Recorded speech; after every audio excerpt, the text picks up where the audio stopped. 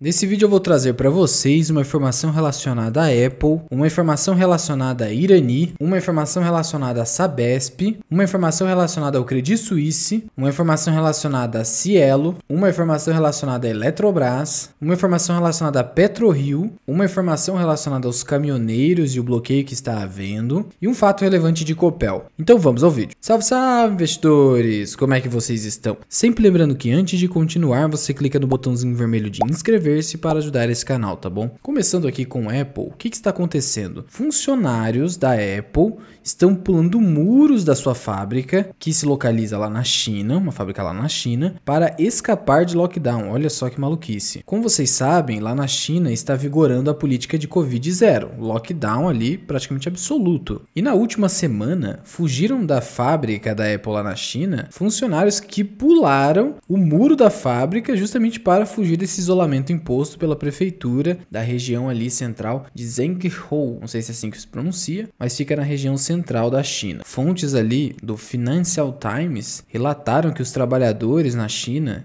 estão trancados em dormitórios para fazer o isolamento social e que têm ouvido de alimentos e suprimentos médicos. Abre aspas, foi um total nos dormitórios, disse um trabalhador de 22 anos identificado como Xia ao jornal britânico. Pulamos uma cerca de plástico e uma de metal para sair do campus. O negócio tá bem maluco lá na China, hein? Prosseguindo aqui em relação à Irani, só os destaques aqui dos resultados do terceiro tri. A companhia conseguiu crescer o seu EBITDA, mas teve uma queda nos seus lucros. E aí o que nós tivemos aqui de queda? Queda no EBITDA de 2,1% e queda no lucro líquido também de 2,1%. O lucro líquido fechou a 95 milhões de reais. Só que a receita operacional líquida, o faturamento da companhia, teve aumento de 2,1%. Então é a pressão inflacionária que está prejudicando o lucro da companhia em apenas um trimestre. Não precisa ficar desesperado e sair zerando posição na companhia.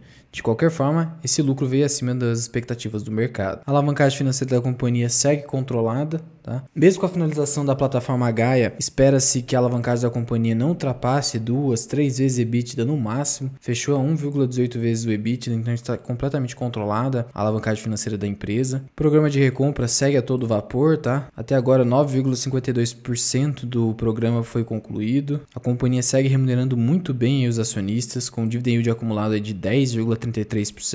E veja só, é importante ressaltar, houve uma queda nos lucros em relação ao terceiro tri de 2021, mas em relação ao segundo trimestre de 2022 houve um aumento. Então a companhia não perdeu seus fundamentos, não precisa se desesperar. Sendo assim, a companhia permanece com os fundamentos, é um setor em larga expansão e a companhia vem apresentando resultados crescentes, até por isso que nos últimos 12 meses acumulou mais de 30% de valorização. Prosseguindo aqui em relação à Sabesp, ela constitui uma sociedade de propósito específico para a produção e venda do que? De energia elétrica. A Sabesp, que é uma companhia de saneamento e abastecimento de água. A Sabesp informou ali então que vai constituir uma sociedade de propósito específico, na qual terá uma participação de 49%, que se chamará Cantareira SP Energias SA. Essa SPE vai atuar na produção e comercialização de energia. Ela vai implantar ali 4 usinas de geração de energia fotovoltaica sobre estruturas flutuantes nos reservatórios da Sabesp, sendo a primeira no reservatório de Jaguari e assim por diante. O único ponto que geralmente me preocupa quando empresas com setores completamente distintos iniciam atuação em outro setor é a sinergia dos negócios. Muitas vezes, como aconteceu com a Copel no passado, não há sinergia nenhuma.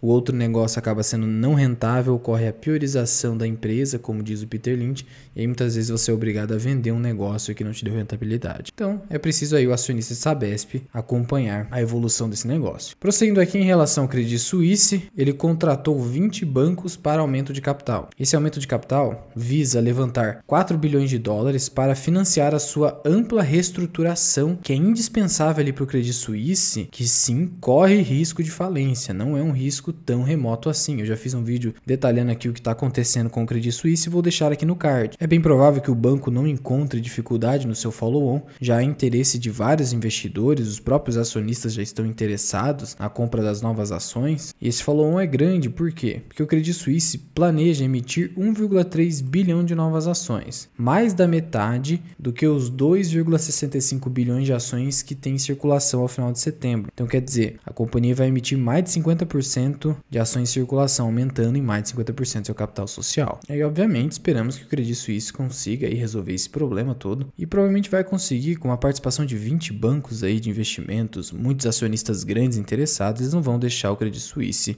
vir à falência, obviamente. Prosseguindo aqui em relação a Cielo, ela quase dobrou o seu lucro no terceiro trimestre de 2022, superando as projeções do mercado. Cielo, que acumula aí nos últimos 12 meses uma valorização de 185%, está custando quase R$6. A companhia vem superando projeção atrás de projeção. Esse ano de 2022 foi muito positivo para a Cielo. E ela aprovou aí também juros sobre capital próprio de 148,8 milhões de reais. Dá um yield de quase 1%. Nas cotações atuais, se você tem um yield on cost lá atrás, esse yield é bem superior. O EBITDA da companhia veio bem forte, R$1 bilhão, crescimento de 45,2% em relação ao mesmo período do ano passado, acima, e o lucro foi o quê? De 420 milhões, sendo que o consenso do mercado era 370 milhões. O JCP anunciado é de 5 centavos por ação, pagamento no dia 24 de novembro, Datacom dia 10 de novembro, DataX dia 11 de novembro. 5 centavos para quem tem Cielo a 2,50 dá um yield de 2% em apenas um pagamento. Tá vendo a importância do dividend yield on cost? Não interessa muito a cotação atual, interessa o preço que você pagou pela ação. Prosseguindo aqui em relação à Eletrobras, ela está estudando uma proposta de conversão das ações preferenciais,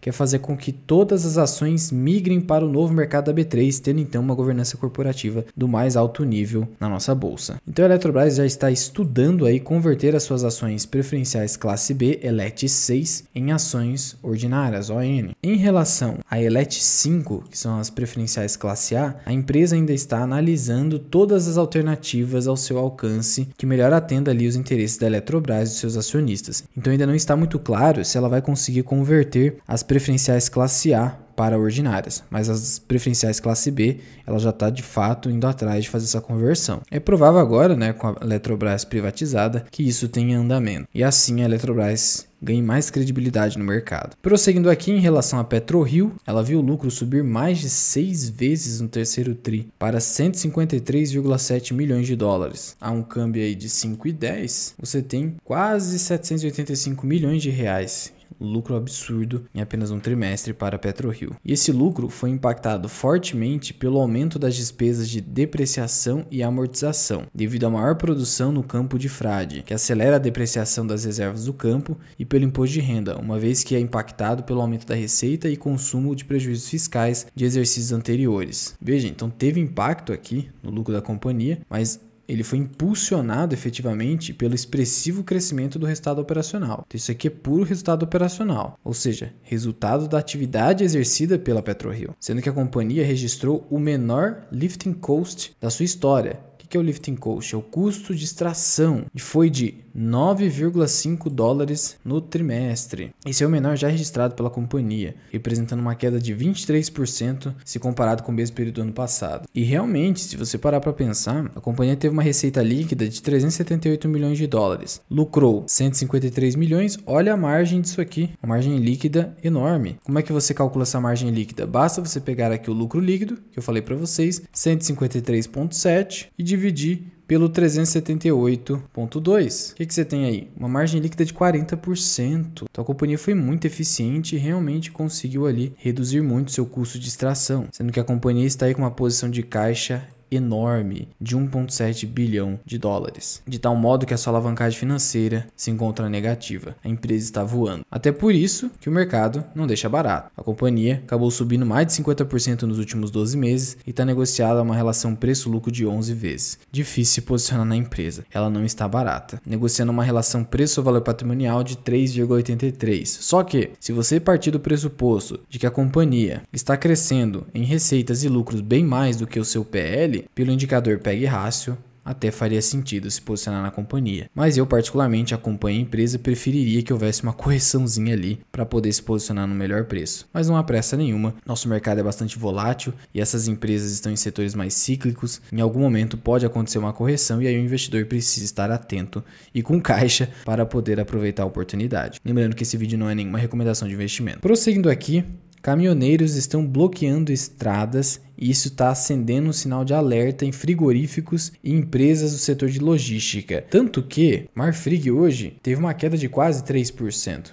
e no intraday caiu mais de 4. Por quê? Porque os caminhoneiros transportam proteína animal para os frigoríficos, de tal modo que isso aqui prejudica eventualmente o resultado operacional dessas empresas, a depender do tempo que isso vai durar. E essas manifestações, essas paralisações, são em defesa do Bolsonaro, que perdeu as eleições, como você já sabe, estão muito ligadas ali ao setor da atividade agropecuária, e as reivindicações aí são das mais diversas, e muitas vezes descabidas. De qualquer forma, a Polícia Rodoviária Federal informou que vai acionar a Justiça para tentar a liberação dessas vias bloqueadas. E essas paralisações estão se estendendo pelo Brasil inteiro. Sendo que vale lembrar que a greve de 2018 dos caminhoneiros durou 10 dias e os efeitos foram imediatos, causando ali interrupção no fornecimento de bens e insumos básicos, filas para abastecimento, todo mundo se lembra disso. Sendo que, só por conta dessa paralisação, o IPCA teve uma alta, sendo que o PIB no período foi bastante impactado. Por isso, essas paralisações realmente prejudicam a atividade econômica, e principalmente empresas do setor frigorífico e as empresas do setor logístico. Afinal, você não tem escoamento enquanto está havendo toda essa paralisação. E aí, diante disso, o ministro das Comunicações, Fábio Faria, afirmou que o presidente da República, Jair Bolsonaro, deverá se manifestar sobre o resultado das eleições apenas na terça-feira, que é a data de publicação desse vídeo, e também vai se manifestar sobre essa paralisação. Quais medidas serão adotadas para tentar reverter essa paralisação. E até a data de gravação desse vídeo, não houve nenhum pronunciamento do presidente sobre a sua derrota nas eleições. A princípio, segundo o Ministério das Comunicações, esse discurso do Bolsonaro na terça-feira será sóbrio e sem nenhum tipo de tom agressivo. Ainda não sabemos, precisamos aguardar. De qualquer forma, a depender de como for o pronunciamento, essa paralisação vai continuar e sentiremos os efeitos no abastecimento das cidades. E finalizando com o Copel, um fato relevante, ela trouxe a comunicação recebida do acionista controlador, que é o Estado do Paraná, e a comunicação veio no ofício 3068/22, dizendo o seguinte: Senhor diretor da Copel, cumprimentando-o em referência ao questionamento apresentado no dia 24 de outubro de 2022, relativo ao eventual conhecimento por parte do Estado do Paraná na qualidade de acionista controlador de informações que devam ser divulgadas ao mercado relativo à Copel, porque a Copel ela questionou o Estado do Paraná a respeito disso, porque a Copel foi questionada pela B3 no sentido de estar havendo ali alguma informação privilegiada que deveria ser revelada ao mercado via fato relevante, porque gerou ali oscilação atípica nas ações, maior volume de negociações. E a gente sabe o que aconteceu foi o anúncio dos dividendos gordos de Copel e principalmente o rumor relativo a uma privatização da Copel por conta de pronunciamentos do Ratinho Júnior. E aí, obviamente que o Estado do Paraná disse que não sabe o que aconteceu, não tem nenhuma informação que deva ser divulgada. Todavia, comunica que hoje, no dia 31 de outubro, foi solicitado ao Conselho de Controle das Empresas Estaduais informações técnicas a fim de subsidiar modelo para potencial operação